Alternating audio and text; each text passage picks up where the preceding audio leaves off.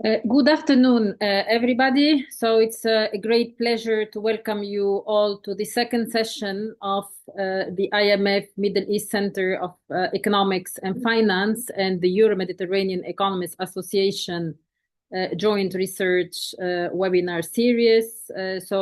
Just to remind you, the series of webinars brings together leading researchers and policymakers to explore some of the most pressing transformations shaping the global economy. And today's topic is extremely important because we are living through a period of profound geopolitical tensions and reconfiguration. We've been living this for years now. Over the past years, we've been witnessing a rise of strategic competition between major powers, increasing fragmentation of the global economic system, and also protracted wars and conflicts, mainly concentrated, unfortunately, in our region, the Middle East, and a rethinking, of course, of the global value chain, trading partnerships, and financial flows. And all of this is really reshaping our economic system. So at the same time, these geopolitical shifts have had direct and tangible macroeconomic and human consequences that we are experiencing practically every day. One of the most striking examples, in fact, and we've seen it over these days, is the energy shock and how still fossil fuel is really one of the pillars of our economic models. So in reality, this is triggered and amplified by geopolitical tensions that we've seen, also reshaping the global energy market, and also all of this and the increasing price of barrels is feeding into inflation, particularly imported inflation and fiscal pressures, external imbalances, and also this not only in emerging economies and low and middle income economies, but also in the developing countries. One of them, of course, is Europe, where the prices of oil and gas are increasing tremendously. And this is really is reminding us very clearly that energy, geopolitics, macroeconomics are deeply intertwined. And I think we need to keep working on this and really raising the good research that allows us to understand those interactions. So geopolitical developments are not just, a context that we don't take care of, or we just look at and we don't really embed in our economic models. They are really influencing expectations in commodity prices and market, and we see clearly these fluctuations practically every day because of these tensions that we are seeing. Also driving volatility. Volatility is in prices and capital flows, and this is becoming really, I would say, the frequency is increasing by the hour, and obviously this is neither good for our financial systems, nor for our economic system. We need stability, we need predictability, we need certainty, and this is what we are lacking in fact. And of course, this is all shaping the policy space and central banks and governments. So otherwise they are completely out of the game, and this is not, their actions, their policy actions cannot be taken by the hour unless, you have the processes for it. So at the Euro-Mediterranean Economists Association, we observe carefully these dynamics across Europe, the Mediterranean, the Middle East, and Africa, where economies are particularly exposed to external shocks, and we've seen them over the years quite frequent. Also energy prices fluctuations and shifts in the global financial conditions. So these realities reinforce very much the need to better understand how geopolitical events and tensions translate into economic and financial outcomes, and how policy makers can navigate this increasingly complex environment. And this environment, it's even further complex because of the interaction with artificial intelligence and technological transitions that we are seeing. So this is precisely the broader context in which today's seminar is situated. I think we without going into specific details, and I leave our colleagues to go beyond. We will really have this very interesting research that contributes to these important discussions by exploring how changes in geopolitical relationships can be identified and linked to macroeconomic dynamics, particularly through a global market. And I think this is quite important time and research that we can learn from, and it will help us as researchers also to identify the research that is useful for the current situations we are all facing. Without further ado, I would like to invite my friend and colleague and director of the IMF Center for Middle East Economic and Finance, Sami Ben Naceur, to give a second welcome speech. Sami, the floor is yours, and thank you for this collaboration and making this possible with EMEA team and your team in Kuwait. And I hope you are all fine in Kuwait. We're following the events carefully every day, and hopefully that all your families and all your friends are fine. So please, Sami, the floor is yours. Thank you very much, Reem, and it's really an honor to be opening this event with you. So we've been working together for many years. We're doing research, policy research, and it's a great honor also to have been creating this platform to I think to connect policymaker and researcher in the region to exchange ideas and to exchange, I think, result of research to make sure that the policymaker could have at hand the best policy in order to make their job, I think, easier and more effective. So that was the idea behind this platform. There is a gap in the region. We thought, I think, our two institutions could really work together to close this important gap. So we started this, I think, 2 months ago. We had really a very important paper had been presented on nowcasting and machine learning. And now I think we opened the seminar. It was an IMF, but now we open it to all researchers on the region, outside the region, that would like to present a research paper that is useful for the region. And we have also the pleasure to have Professor Saadaoui, who is a very renowned researcher in this area, and also having worked on a topic that is extremely relevant to the region, geopolitics. Now I think it's really the right time, and it's the first presentation of the paper he'll be giving here at the center. So this is really an honor of us to have him present his paper and try to have a very thorough discussion about the topic. So myself now, I'm director of the IMF-CEF. I think the region is going through a very difficult time, but challenging. But that's why I think this forum is a good forum to discuss, I think, about the right policy and the right moment to make sure that the impact will be less painful. So we try to provide, I think, idea to government maker and policy maker in this regard. So the CF, has been established 15 years ago.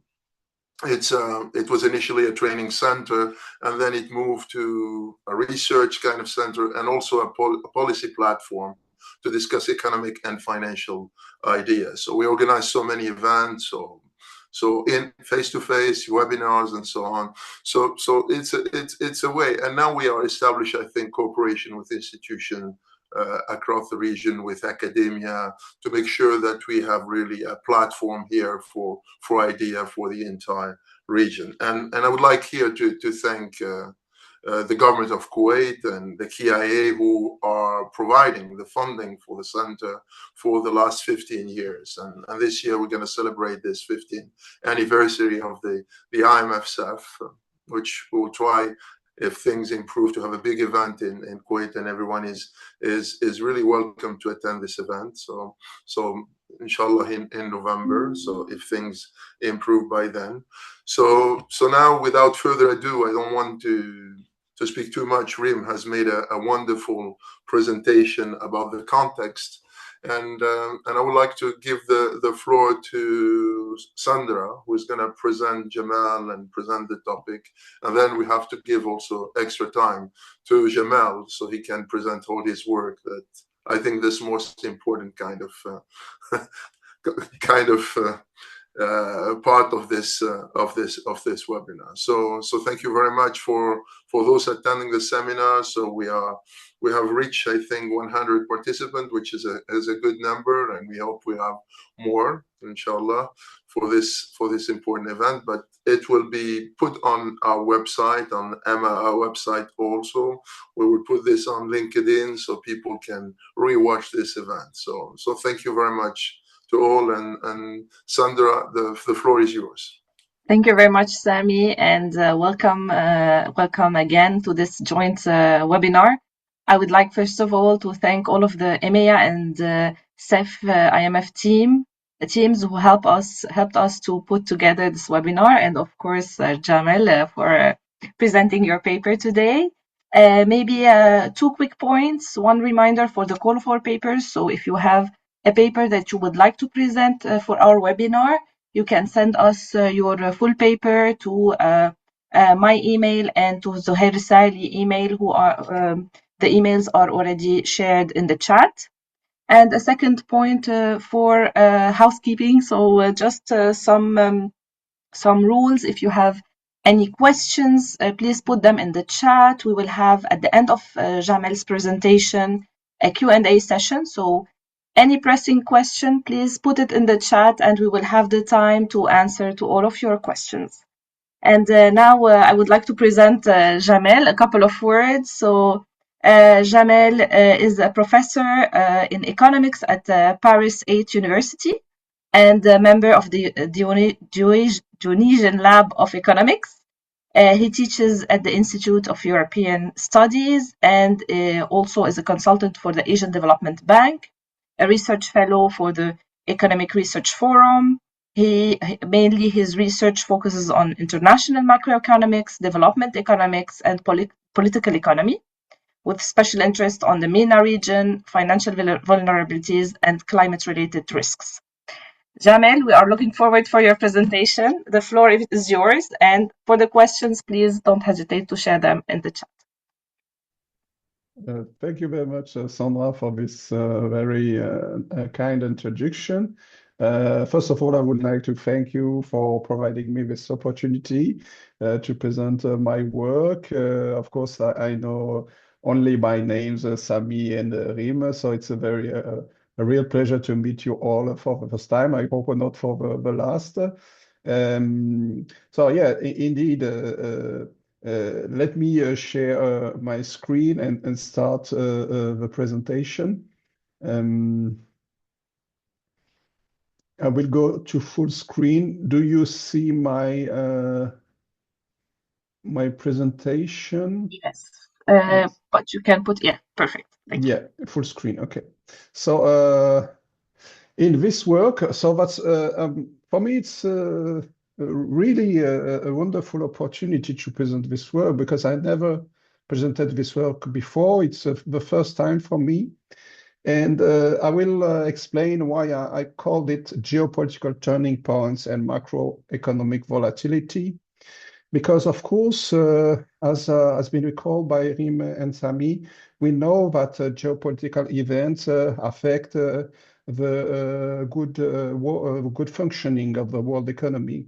But less works in terms of economic research, academic research, has been done to understand how to identify these events, which events are important for the economy, for the geopolitics, and for international relations, or for political science. All the events are interesting. If Donald Trump meets with the Prime Minister of South Korea, it's interesting for a geopolitician.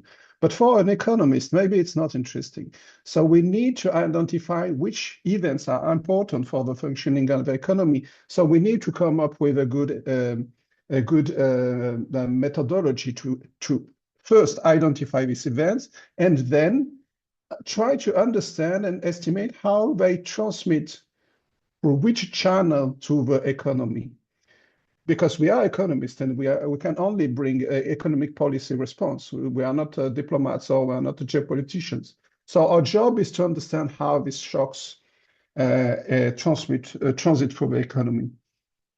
So as you already mentioned, for sad reasons, this topic is in the forefront of the mind of everybody interested in economics, and this paper has been accepted for publication in the Journal of Comparative Economics. But in this paper, actually, we propose a methodology.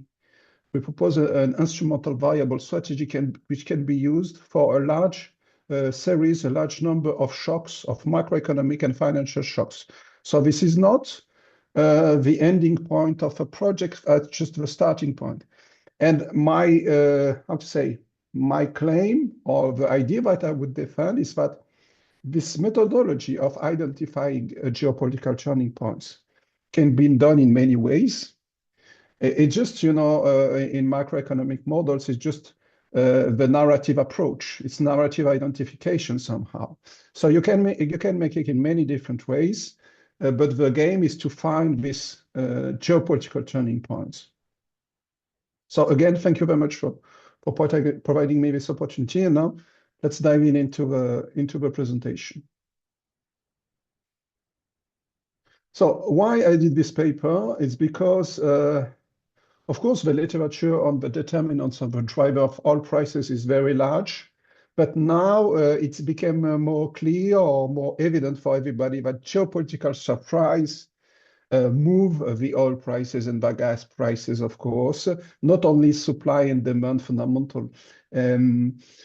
And something which is also very important is that, economic agents can form the expectation on supply and demand fundamental driver, but it's much more difficult to form expectations about geopolitical surprise, especially when Donald Trump is the president of the US, because his behavior is very erratic. So the expectational channel of geopolitical surprise is super interesting to explore, and I hope some researcher will explore that in the future. Existing geopolitical indicators are often global, persistent, and difficult to use, and difficult to instrument, because they are usually stock measure of diplomatic declaration. They are not sufficiently well designed to have a clean causal design. So what is important is to have a bilateral measures, to connect these bilateral measures with specific diplomatic events. Having a global GPR, because we are going to discuss about the GPR to some point with the participant, for China, for example, is not enough. You need to have US-China measure, US-Russia measure, China-Russia measure. It's very, very important to have a clean identification. So in this paper, what I do, I say, try to identify these turning points in the US-China relation and how it moves oil prices. Why I focus on US-China relation is because actually there is a hierarchy in international relationship. Some relationships are more important than others. You have diplomatic alliances, military alliances, ideological alliances. So the core relationship that is shaping for 10 years the international diplomacy in the world is this relationship between US and China. So, as has been recalled by Rim, geopolitical relationship correlate with trade, growth, financial condition, commodity price. So I tried in this paper to come up with which variation, which events can be used to make a clean identification at a monthly frequency. So I propose a very simple calculation that help to isolate unexpected inflection points in bilateral diplomacy rather than using all the information in these indicators. So it is a kind of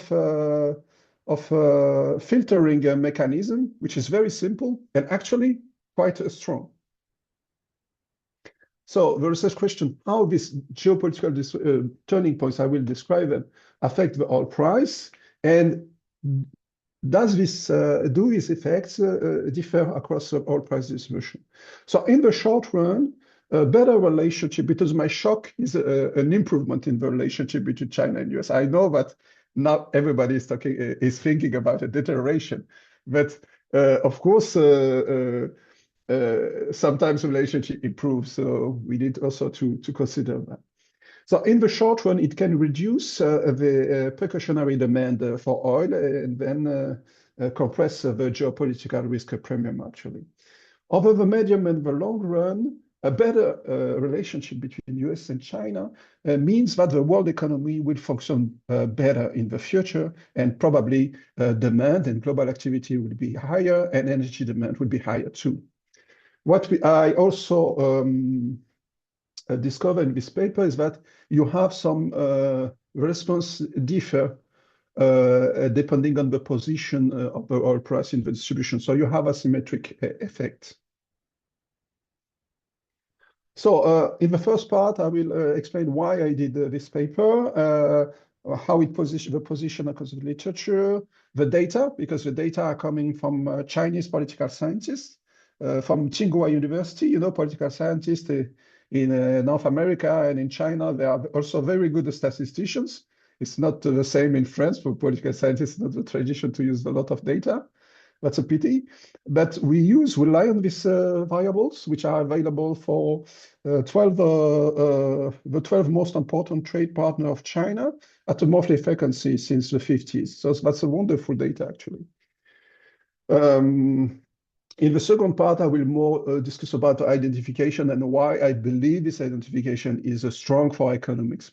So basically, I propose a method to make a causal estimates for geopolitics, which is quite a new in a sense. I will come back on that. And I will present some robustness results. So first, explain very carefully the identification logic. I have to convince you that it is sufficiently consistent, and then we are going to look at the empirical results. So the PRI is the political relationship index. It is made by this Chinese political scientist to assess the position of the state, the stock of a relationship between US, China and its main trade partner. I propose this new instrument, which is the second difference of this index. And actually, when you transform this index into the second difference, and you put a threshold, you took the highest second difference, actually you found the largest events in the political international relationship history of China. That's why I think it works well. We use the instrumental variable local projections and quantile instrumental variable local projections, and we made, of course, all of the tests necessary for the instrumental variable regressions. The short run oil price in the short run decline when the relationship increase, and in the medium run there is an increase in the oil prices. This short run decrease in the oil prices is only observed when the price of oil is low, not after. And the medium run increase is observed when the price of oil is already high. So the contribution of this paper is a contribution which is not only an applied paper, that's not a theory paper, but it is a methodological paper. And actually, we use this framework for granular Chinese trade data, and also for the price of critical minerals with other curves. So the current geopolitical risk measure, they pool heterogeneous events. If you look at the last paper of Caldara and his team, I can give a very wonderful paper in the Journal of International Economics.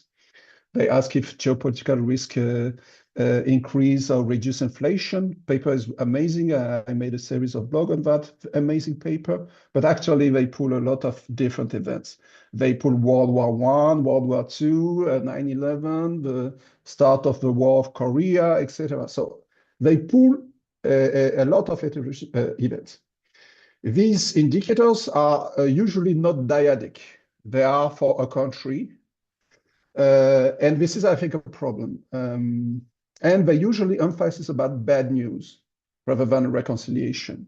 And I think this asymmetry between bad news and good news, deterioration and reconciliation is also very important because it has an effect on the global economy and also the local economies. So the relationship in this index can improve or deteriorate. Actually, using the transformation that I propose, you can identify very carefully, very simply, the different events, which are the largest events in the international relationship history of China and its partners. And it is better suited to comparative identification. So the first, the headline results, a US-China geopolitical shock, lower oil prices in the short run, and raise them in the long run. And we believe, I don't know, we believe that it is first a precautionary demand channel, and then an expected demand channel, but it is at play here. So in the literature, you have, of course, works of Kilian and Vega, which all react to macroeconomic news, but also now to geopolitical news. As that Bernang Torsund explained, that for different groups of countries and for different state of the world economy, the oil price can also differ. And actually, this work is has been we made several works inspired by this, which led to ultimately the writing of this one with Valérie Mignon, who is a professor at the University of Nanterre. So we made 2 papers in energy economics and in macroeconomic dynamics, which was a very big source of inspiration for this work. And basically, we showed in these 2 previous work that the US and China relationship is special in a sense that it drives a lot the expectation about the state of the world economy in the future months. Of course, we have literature about measuring geopolitical risk because geopolitical risk is based on events. That's why when you compare economic policy uncertainty index and geopolitical risk index, for me, geopolitical risk index are somehow better defined because the events have a date, they occur. A terrorist attack, start of a war, diplomatic. You can date very precisely the event. Economic policy uncertainty is something, uncertainty is everywhere. You can find some events, but it is somehow a continuous flow of event. Geopolitical event, fortunately, they are discontinuous. And this is something that is more narrow as a topic, but in the same time more clean to identify the effects. So we use this political relationship index coming from the political scientist from China, Yan Xutong and his team.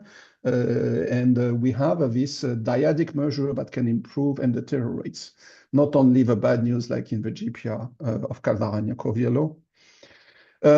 So basically, the methodology aims to denoise the geopolitical flow of events. So you are going to separate between the noise in the signal. So the aim of this methodology is to say, okay, we are going to denoise. We have a continuous flow of event, even if it's discrete, you have a lot of news. Isolating the turning points, it's equivalent to denoise the index and make it more clean in terms of causal identification. We use the Jorda papers about local projection, who made this wonderful contribution about local projection. And we use this IV concile methods introduced by Chernozukov and Hansen, and more recently, Kaplan and Sun. So we combine this methodology to have a bilateral geopolitical shock. So relative to the closer studies, we have this bilateral, more precise measure, and we identify the turning points. Relative to oil market papers, we use this IV strategy, which is new. And relative to local projection literature, we combine IV local projection and quantile local projection, which is a bit an uncharted territory in terms of econometric theory, this quantile IV local projection, but of course, happy to discuss about that. So the market observe the state of a relationship. They say the relationship between China and US is good or bad or neutral. They can form expectations about, they say in T, the relationship is good or bad. You can make an assessment of what is happening in T, in month T. During the next month, you can form an expectation by saying Xi Jinping is going to meet with Donald Trump. They have made a lot of very nice declaration between the meeting. The relation will improve. What you can more difficultly anticipate is what is happening not in T, not in T+1, but how the relationship will change between T+1 and T+2. You can difficultly, especially if the relationship changes trajectory. So you cannot anticipate, you say, Donald Trump is going to meet with Xi Jinping next month, things will turn bad or things will turn very good. It's very difficult to form expectation on that. That's why my instrument works somehow. So so these inflection points are based on the second differences. So it's a very simple mathematical object, very, very simple. And this inflection point actually creates a kind of a news shock series. So you have something like a huge shock, a geopolitical news shock. So geopolitical shock are not only bad news, you can have improvements, and it emphasizes the role of bilateral strategic rivalry. And as one of the transmission channel, as we speak and we see in real time, is the commodity prices, of course. Let me move a bit fast. So we have data, monthly data, since the beginning of the 90s to 2022 in March. We have the real WTI price in log, and we have a control for economic driver, fundamental economic driver of oil prices, like world industrial production of global oil production. We have a bilateral index. We have for US and China and Japan and China. I will come back why we use these two countries later. It will become more clear. We transform the index because the index crosses zero, but it does not change the results to not use this transformation. And we use also lag augmented monthly specification to deal with persistence and non-stationarity. So how our Chinese colleagues in Tsinghua University, they build this index. So each month you have a good events or bad events that are recorded from Chinese sources, mainly the People's Daily, which is a very long time publication, official publication of the Chinese Popular Republic, and also information coming from the Ministry of Foreign Affairs. So each month, using this formula, the index is updated, and we divide by 5 to make some smoothing. The index fluctuates between -9 and 9. 9, you are the best friend in the best friend forever, not forever, but best friend in the world. And -9, you are mortal enemies. The events are coded with a scale, which is called the Goldstein scale. This is very important because it's something which is very well known in political science, based on the paper of Joshua Goldstein, something in 1992, which codified each type of events. If you declare war, it's -9, of course. If you provide a military assistance in a conflict, it's +4, etc., etc. But when we are going to look at this data, you don't see, necessarily see the turning points directly. So What brings it to the table to transform this index in the second difference? By using the second difference, it filters out smooth diplomatic evolutions and reduces the noise in the index. Large value of the second differences occur when you have a deterioration, you have a diplomatic crisis that suddenly intensifies, stops, or reverse. Yeah. So this transformation makes the index more exogenous in a sense. Yeah. So it is not something. It is not a mathematical object. It's just you can see it as a filter. You can, if you have time and you are less lazy than me, you can filter end by end each month the events. But I am a bit lazy. I wanted to have something more automatic and more transparent to filter the events. So for examples, the largest value for the second difference occur in events that have been related to the recent diplomatic history of China. For example, in 1996, the third Taiwan Strait crisis. In 1997, again, for example, in 1997, the Prime Minister of China planned a visit to the US. So at first glance, this visit was a very good sign because it was just before welcoming China in the WTO and so on. So at first, in T, you say, in T+1, Yang Zemin is going to go to China, to the US, and then they will improve a relationship. But when Yang Zemin arrived in the US, the US press, which is a free press, made a lot of criticism about Taiwan, about the human rights in China, about the situation in Tibet, and so on. So it is an example of this geopolitical turning points. You have also the trade war starts in 2008, and you have other abrupt diplomatic inflection. So keep in mind that this transformation is a simple filter to identify geopolitical events, a diplomatic crisis, or unexpected reconciliation, rather than smooth macroeconomic drift. So how it looks, so the index is the blue curve. When the blue curve increase, the relationship improve. When the blue curve decrease, the relationship decrease, of course. In 2016, after the election of Donald Trump, the relationship deteriorates a lot. But what you can see is that if you use the second difference, you look at the largest change in the slope. This is a change in the slope, and the curvature shock. You are able to identify these geopolitical turning points. Yeah. So the blue line is slow moving and probably not so much endogenous to the economy, but still noisy. Using as you can use as an instrument the red bars. So the bars capture the curvature, the change in the curvature. Yeah.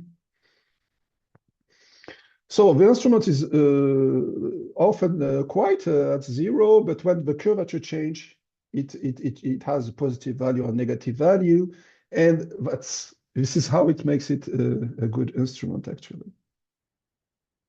So you have a setup for the local projection exercise. Here, I try to speed up. Sorry, I'm a bit slow. So you have lags, an additional lag for the WTI to consider persistence and non-stationarity. What we are going to plot is the beta H, which is the dynamic causal response of the WTI price to improvement in the relationship between China and US. So advantage of local projections, we can discuss that later, but local projections are good here because we want to mix with IV plus quantile. Difficult to do it in a VER, but it's not impossible, but it's a bit difficult. So why I'm trying, Sandra, tell me if if I'm run out of time.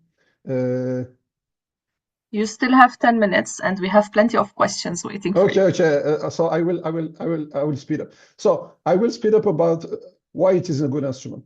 It is a good instrument simply because of two things. First, the impact of the geopolitical turning points has to transit only and mainly through the political relationship index.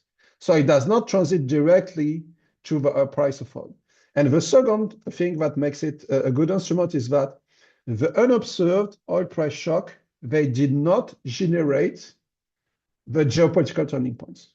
So the fact that Z and U are orthogonal, and the fact that Z, the effect of Z on WTI transit only through the political index makes it a convincing instrument. So I try to speed up. Another thing which is important is the non-anticipation. If the turning points are real turning points, which are not expected as I claim, you regress this turning point on the value of the price of oil in T, the effect is zero. So these shocks, these turning points are not expected by people in T. Because if you know that a turning point will happen, you will price it in the price of oil. Yeah. So I speed up because so what you have typically this the first stage is very strong. So you have a f-stat at different horizons, and you have a partial F-square. So the identification is not weak here; it's very strong. The orthogonality is convincing in my view, but of course we can discuss. So what is the response in terms of price of oil? So you have first decline in the price because precautionary demand drops, and then expected demand increase. So I can speed a bit to see the quantile results. So this demand compression occurs only for the first quartile IV estimate, and not in the median estimate, and not in the third quartile estimate. The medium run or long run effect is observed for the further quartile. Quartile is not quintile, it's quartile, sorry for that. Okay, I speed up a bit. So heterogeneity matters, okay, of course. What we do, we say, okay, because we have also variables for other countries. We have island or China with 12 partners. Why we focus on US is because the variation in the US are very, if you don't have a variation, like not too much variation, like in the variation of Germany, my methodology does not work because you don't have this change in the curvature to identify the event. If it is flat, like for Russia, you cannot use my methodology. But if it is bumpy, like for the US or for Japan, you can, because you can identify these geopolitical turning points. If you're going in the straight lines, you are not turning, so you cannot have turning points. You know what I mean? So you need to have some fluctuation in the relationship. And if we control for the other relationship in the local projection, so we add the other relationship, the results are exactly the same. Why? Because actually, if you use a VER to make a Granger causality test, you will see that the relationship of Australia and the UK with China is following the relationship of the US. So if there is a deterioration in the relation between the US and China, 7 months later, you will have a deterioration of the relationship of Australia with China, of the UK with China. That's alliance behavior. Okay, I try to speed up. So why we use also as because Journal of Comparative Economics, you have to compare to something. You cannot just make time series econometrics. We have to compare with the second case where you have this fluctuation, but are necessary to identify this turning point. And actually, you have a China which has a very tumultuous relationship with China for many reasons, historical, cultural, whatever. And the results works. You have similar pattern, but you have less events, so the confidence intervals sometimes are larger, but you have a similar patterns. I think I can move fast to have more questions. So what you can learn from that is that oil prices are only one channel of transmission from geopolitics to the macroeconomy. Inflation, Caldaragna-Coviello did that. Current account, real exchange rate. I know someone works on exchange rate. You can use a similar identification strategy for capital flows, of sovereign spread, for trade balances, or for firm level export. We did that for firm level export. And we also made a paper on the price of critical minerals, which is actually currently submitted to a journal. So this work, you can see this work as a first step of trying to make causal identification in geopolitics. Because the default mode, you say, geopolitics is causal because it's exogenous to macroeconomy, which is true. This is not false. But you need to specify how it is exogenous and why. And this is what this work do principally. Yeah. So the limits is we have only short-run causal inference because the reverse causality from economics to geopolitics is possible. Think about that. You have, before the war in Ukraine, the price of oil was very low and was declining, which can cause some fiscal problems in some countries. Think about Russia, for example. This fiscal outlook, this fiscal situation, which is difficult for countries which have for main export oil and gas, may create the incentive for the ruler to start a conflict and to create a rally around the flag effect. So the causality from economics to geopolitics is possible, but not at monthly frequency or not at the quarterly frequency. This paper is an attempt, I hope successful, to try to think about a portable identification strategy for identifying causal effects from geopolitics to economics. Thank you very much for your attention. I'm very happy to answer to questions. Thank you so much. Thank you very much, Jamel, for this very comprehensive presentation. We have some questions from the floor. So again, if you have questions, don't hesitate to put them in the chat or in the Q&A bot. Maybe I will start with some questions from Rim regarding a first question regarding the given the increasing frequency of these geopolitical disruption, do you think we are moving towards a regime of structurally higher macro volatility? I will ask all the questions and then I will let you answer Reem's questions. And the second question is more related to the energy shocks. So in this context, do these analyses imply, what do they imply for inflation, persistence, and for energy importing economies? A third question regarding renewable energy. Some countries such as Spain are moving to renewable energy. Do you think there is an opportunity to move faster to the clean transition? Is it does this can accelerate this this transition? And your framework suggests that geopolitical shocks can propagate through trade, capital flows, and change rate.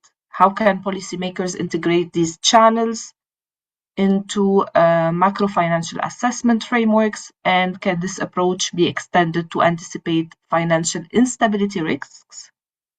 Through sovereign spreads, capital flow reversals, and currency volatility. Maybe I will let you answer the four first questions, and then I will move forward with the other questions. Thank you very much. All of us questions are very, very interesting. I took some notes. So first, about the first question, yes, actually, it is clearly, and you also see that in the geopolitical risk index of Caldaragna-Coviello, we are clearly experiencing a structural break in the level of tension for the world economy. So clearly, for me, if I want to ask me for what is the date of the structural break, for me it's 2014, because in 2014 you have the war in Crimea. This is the first war in Ukraine. After basically to be very quick and not to expand too much, between the fall of the Soviet Union and the middle of the 2000s, the international relationship were clearly dominated without any contestation possible by the US. The international rules were clear, both for the globalization and both for global geopolitics. After the global financial crisis things start to change, because the global financial crisis in 2008 and 9 affected more industrial countries and revealed to the world that emerging countries are now a bigger share of the world GDP than before. So things started to change now. And one turning point, but I have to bring data and test that, is that in 2014, the Chinese diplomacy started to change because they started to give a change in alignments and supporting, in particular, Russia. But this is something that geopoliticians should work on and bring some more. So clearly there is a structural change. So what is the consequences of that? Is that more than ever, we need to distinguish between noise and signal in the measurement of the geopolitical risk. Because when before the regime was a calm state of global geopolitics, you have one event, which is clearly identified, but now every day you have events. Every day you have diplomatic declaration. So more than ever, you need to clean the index from noise and keep the signal. What are the consequences of this energy shock? The consequences is, unfortunately, inflation, trade disruption. So basically, global geopolitical risk shock for the Caldara-Yakubilo works looks like to supply shocks. But of course, they are mixing demand and supply. So the question is still there. So if there is a possibility that the shock what we are experiencing will produce a meaningful increase in inflation for the next year and maybe even a year after. So we will see. And especially for countries that import energy, the IMF wrote a lot about this pass-through literature between energy price and domestic price. And of course, this is something that could occur. The third question is very interesting, because we say, okay, the oil price, the gas and the oil is sensitive to geopolitics, turn on to renewable energy. But to make renewable energy, you need critical minerals. You need copper, you need lithium, you need rare earth. And actually, who is the country that refine almost all the rare earth in the world? It is China. Because the refining industry is so awful in terms of social and environmental norms that the only country that was able to accept such a bad condition of producing, of refining, was China. So the critical minerals that are necessary to build and to import the technology for the renewable energy are also submitted to geopolitical tension. So I'm sorry to be a bringer of bad news. Sorry. About I mean, the problem for policymakers, both for open macro channels and for financial channels, is that these shocks are unpredictable. They are not macroeconomic shocks in a sense that a supply shock or demand shock. So they have this kind of unpredictability, which is higher. But if we are changed, and I think this is true, the regime has changed. We are in a regime of higher geopolitical tension, and the shocks will be more frequent. So you cannot be sure that next year you will have a big shock like this year. But you can say, okay, next year, the probability to have a shock similar to the war in Iran or to the war in Ukraine is not zero. So you can make scenario analysis by integrating that into the fiscal and monetary package, and of course, of IMF assistance. I will not make policy recommendation to IMF, of course, but also can be motivated to such a condition.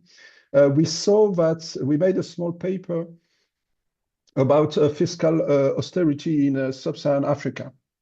And basically, we show that during episodes of high GPR at the world level, so the state variable is exogenous, fiscal austerity is more contractionary for the GDP during this kind of events.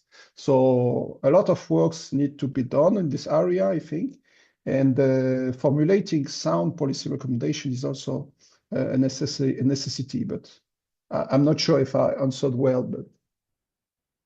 Okay. No, it's very good. Thank you very much, Jamel. I have plenty of questions, so I will also ask maybe 4 questions together and let you answer. So 2 other questions from Reem regarding basically this bilateral data. How feasible is it to integrate such tools into real-time policy monitoring systems used by central banks and international financial institutions? And if you have the one policy recommendation based on your findings and looking at the geopolitical context these days, what would be the governments facing increasing geopolitical uncertainty? What would be your policy recommendations given this uncertainty? Then I have a question regarding more the methodology from Daya Al-Fahaji. Did you use an event study local projection in your robustness check?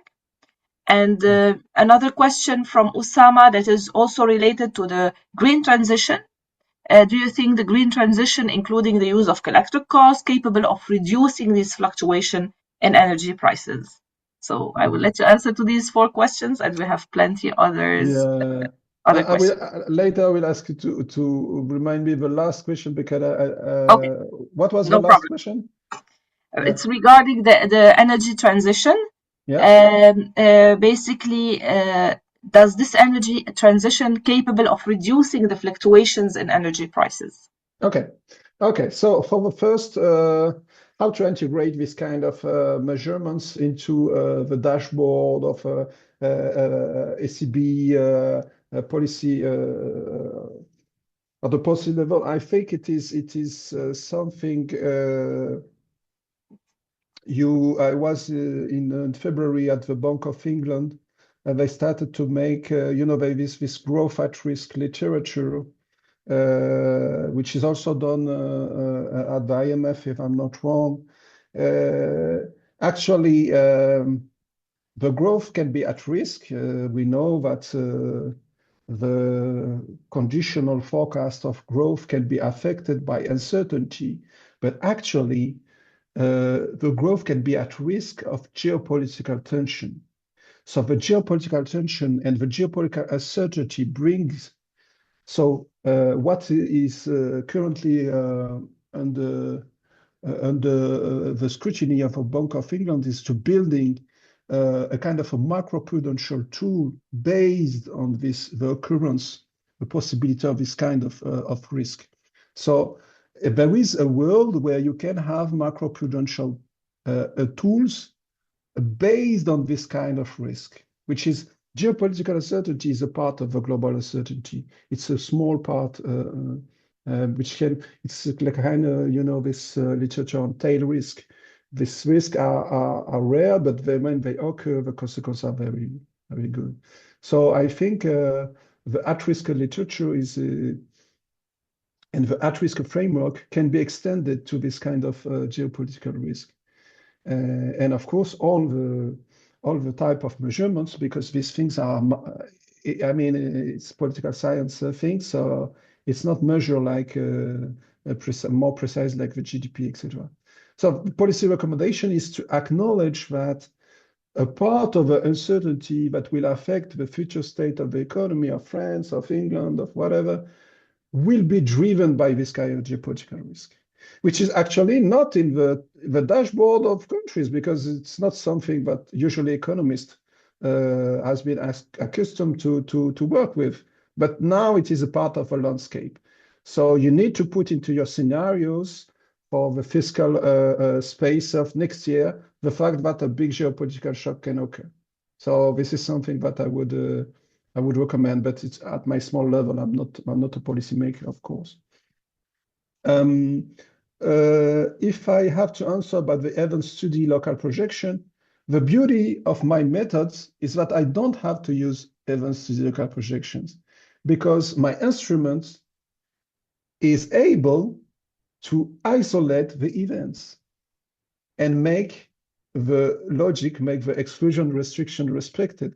So I don't need to isolate events. I just use the second difference and instrument my political relationship index. If you want to make events, go ahead, look at the Excel files, look at all the months, and try to painfully identify the events which are more exogenous. I don't have to do it because I found this methodology or this simple trick, if you want. About the green transition and the price, actually, we have a paper in Energy Economics showing that the price of critical minerals, not critical minerals, the price of metals and strategic metals like copper are sensitive to geopolitical risk. So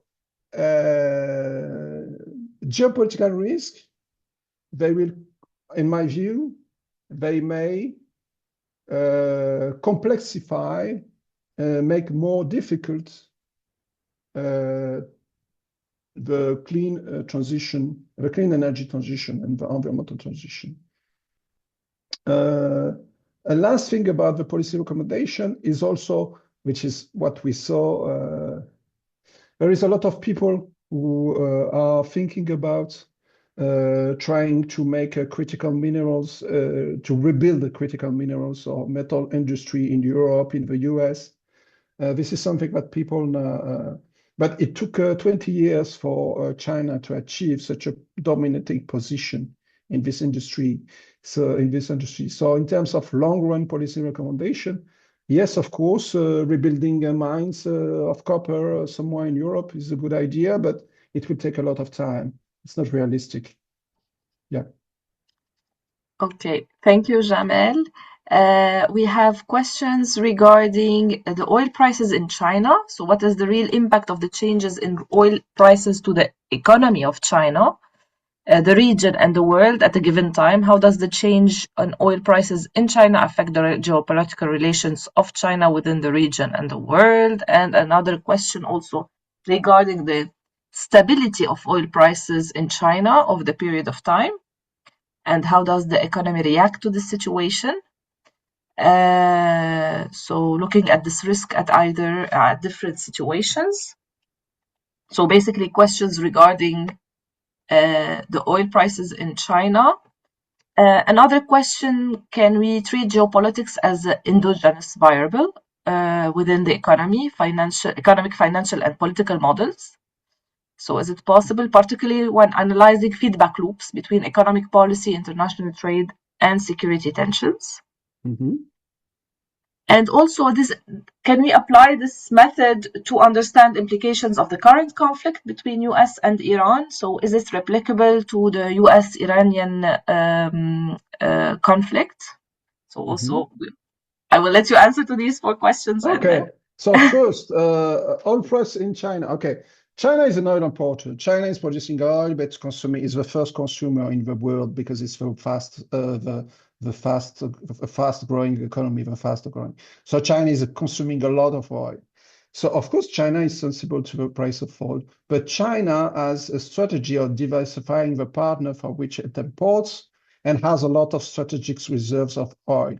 So the China geopolitics, especially at monthly frequency, is not driven at all by surprises on the price of oil. Of course, it makes my exclusion restriction very comfortable. Yeah. So China does not create a diplomatic crisis because the price of oil increased by 20%. China has been prepared. They have a long-run strategy. They have strategic stocks. And this is something the Chinese government is, of course, aware that this is a potential weakness. You can compare to what Japan did. Japan was importing 80% of its oil imports from Dubai, which creates a weakness, of course. The partners, the import partners of China is more diversified and they have more strategic reserves. So geopolitics can be endogenous, but only in the long run, because if you have monthly frequency, you cannot infer. I gave this example of a country which is based on an oil exporting country, which can create diplomatic crises or even start a war because the fiscal situation is bad, because the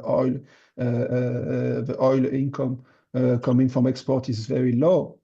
But at a lower frequency, even daily frequency or a monthly frequency, it is a very, very a more difficult claim to defend. But economic fluctuation, economic surprise drive geopolitics as it is measured in my methodology. But of course, if you use the text-based language algorithm based on the press, if you took the GPR index of Carolina Coviolot monthly frequency, take all surprises coming from works of Baumeister, of Killian, and try to show that these shocks create a geopolitical risk, you will not succeed at all. You don't need to run the regression. I saved time for you. I said you will fail. Because actually this 9/11 was not explained by a change in the price of oil. The war in Ukraine, maybe in the short run, has been driven by this decline of the price of oil, but not by monthly surprise in the price of oil. That's why you can consider in the short run that geopolitics, even for China or for whatever country, is exogenous in the short run. Then the last question is very important. US-Iran is not a regional conflict, it's a world conflict. During the war in Ukraine, half of weapons import of Russia are coming from China. So China is involved in the war in Ukraine indirectly. For Iran, a lot of import of weapons are coming from Russia. And there are it is a geopolitical speculation. Of course, China is not taking a bold stand. China is not involved directly in the conflict, but you can be sure that China could provide assistance to Iran. That's why I said the US-China relationship is very important, because up to some point, and if Rimi is right, and I think she is right, we have changed, we have a structural break in global geopolitics, and up to some point, each country would have to take a stance. Is an ally of the US or is an ally of China? And for me, ultimately, it will lead to that. Hopefully, the rivalry between these two countries will end in a good way, in a peaceful way. But you cannot exclude that it will not be like that. So US-Iran is not external to US-China. This is what I wanted to say. Okay. Thank you very much, Jamel. I will take also, I still have maybe few questions. I will go over them. The remaining questions, I will send them to you and make sure that we have the answers also for the people who are asking them. So I have a question from Emmanuel, who would like to have more information about analyzing the decline of the index over time, especially during the last decade. And the shift in global flows, capital flows. Can the index be used to analyze the trends of global fragmentation? What do you think about the power of the index explaining oil shocks and the rising of BRICS or Middle East? Also, another question for the Middle East. Can the Middle East energy disruption validate the bilateral turning point identification strategy beyond US and China? Also, a question on how do you see this impacting how do you see the measurement can be used to estimate the effect of bilateral geopolitical relationship on economic growth? So thank you very much for these questions.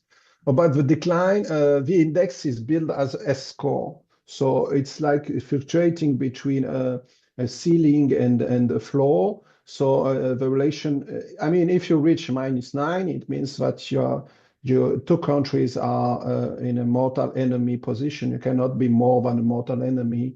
And if you are +9, you have a best friend. You cannot be more than the best friend. There is not something more than the best friend. You have already the best friend.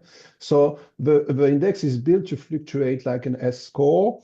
So there is this trend. Actually, what is interesting is that if you look at the data, the relationship deteriorates a lot when Donald Trump has been elected, of course, in 2016. But what is also very interesting is that during the Biden administration, a few effort has been done to fix the relationship with China.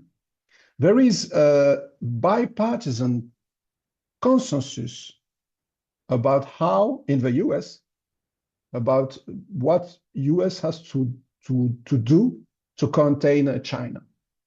So don't expect that the rivalry between US and China will change once the Democrats will come back to power. It will not change. So this is also something very interesting. The geopolitical index explaining the oil shocks. I proclaim that I already show the causal graph. So the answer is in the causal graph. For the Middle East, actually, yeah, I think this strategy is doable. You have to actually, with colleagues Shahir Zaki, we are going to work on building indexes for Middle East countries and trying to have this regional geopolitical turning points and how it affects. This is something has to be done. We try to do it, but you cannot write. I cannot write out the paper, so some other people have to do it. But I think this is a super interesting question to identify these kind of geopolitical turning points in the Middle East. There was a last question, economic growth. Economic growth is complex. Economic growth is complex because many channels, very different channels can affect economic growth. But what you can learn from Caldara and his team works is that probably due to high inflation, due to reaction of the central bank, due to trade disruption, due to a lower level of confidence, probably geopolitical risk put a drag down on growth. But having precise estimate of that is difficult. Yeah. Maybe we have a lot of other questions. Maybe I will ask a last question that is also relevant for our region. For the remaining questions, I'm sorry, we don't have the time to answer all of your interesting questions. I will make sure that Jamel has them and we'll try to answer your questions. We'll send you emails with your answers. Maybe one last question about the implication of the paper for oil exporting countries, such as Kuwait. I think it can be relevant for our audience to have an answer for this. Yeah, the situation for oil exporting countries can be paradoxical because if you believe what I said, geopolitical disruption, which is now not an increase in the index, but a decrease in the index, will increase the price in the short run, as we saw in the real world now, because the precautionary demand will increase. But in the short run, the bad expectation for world growth will put a drag down, will push down the price.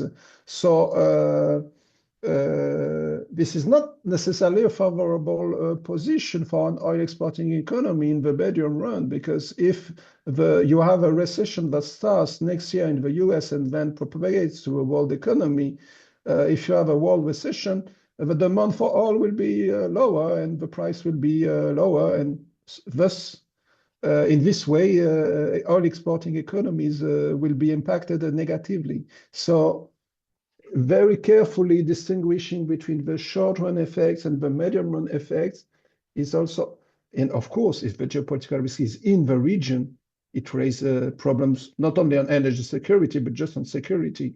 And of course, we know that insecure environment is not very favorable to growth. So a peaceful world with more demand is more favorable for oil export economies like Kuwait, I think. Hoping for a more peaceful world with your words. Thank you very much, Jamel, for this very interesting presentation. So I leave the floor for Reem to conclude. Just one comment. We had a lot of questions regarding the video, the recording, and the presentation. They will be shared on our YouTube channel, and you can have information about the upcoming webinar through the CEF and EMEA websites and LinkedIn pages. So the floor is yours, Reem. And thank you again, Jamel.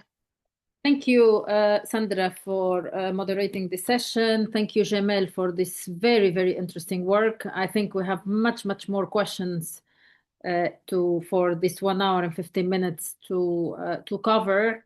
But what I would suggest, also for the sake of these questions and the interest on this topic, we will write a report of this session, and then we would like to ask you to kindly answer those questions in writing. So then we help our participants who have joined us in this session today to read the report, and if they would like to interact with you, obviously they can do it. But again, this research is very useful and it's very timely for the times we are living in. Of course, this makes us think really where we're heading in terms of the global uncertainties and what it means for economic and financial transformations in an era where we do not have such a coordinated global approach, but rather fragmented.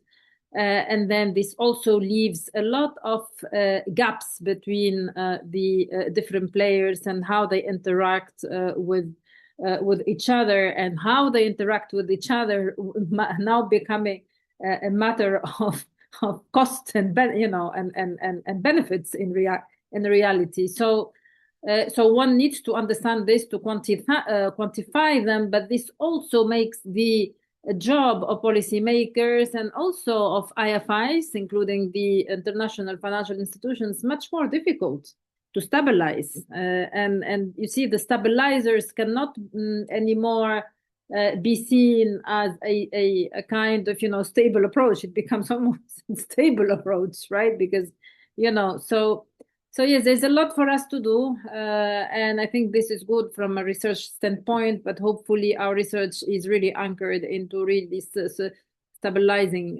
what we're seeing in our economies and societies. But thank you very much for joining us today, and keep up with this great research and work.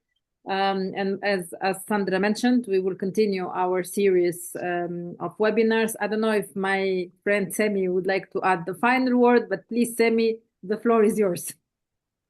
Thank you, Reem.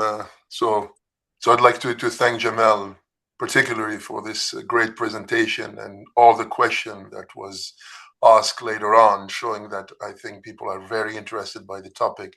And thank you also, Reem, for providing, I think the form to really follow up on the question that the participants are asking, and to have some document for them to use later on. And thank you, Sandra and Zuhair, also for this great organization, and George and Basil and all the team that was behind, I think, this seminar. So, and I would like to reiterate, this is the second one, and we would like to have it as a habit, every month having a seminar of a topical research, and would like to have all the researchers in the region attending and providing their thought about timely events. So Jamel, again, thank you so much for this great presentation, and let's reconvene soon in another topic, inshallah, next month. So thank you very much. It was a great pleasure, and happy to participate to this discussions. The questions were amazing. I'm happy to try to build for the follow-up. Thank you so much. Hopefully it will help debates on these important topics, and try to find a solution from economists' side. Would be important now. Thank you so much. Great. Thank you. Thank you so much. Bye-bye. Thank you all. Bye-bye. Thank you.